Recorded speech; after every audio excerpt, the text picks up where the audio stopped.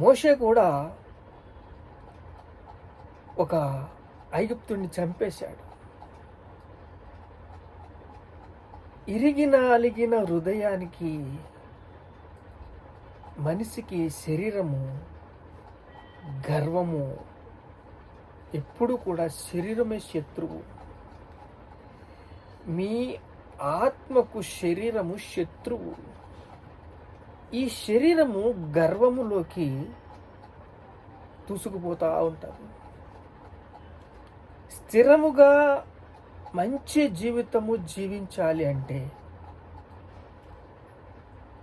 చూడండి, హృదయ మార్పు కావాలి. కఠినమైన హృదయాలు బద్దలవ్వాలంటే, చింత, భయము, కోపము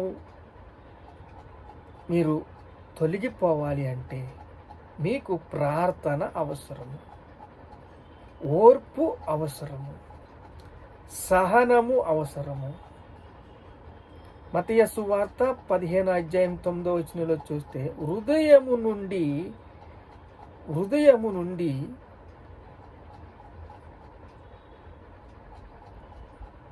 నోటి నుండి బయటికి వచ్చినవి ఏంటండి? దురాలోచనలు, నరహత్యలు, వ్యభిచారము, దొంగతనములు, అబద్ధ సాక్ష్యము, దేవదూషణ హృదయంలో నుండి అపవిత్రపరచును. హృదయంలో నుంచి వచ్చి అపవిత్రపరుస్తాయి. హృదయంలో నుంచి వచ్చేయే నోటిలోంచి వస్తాయంట.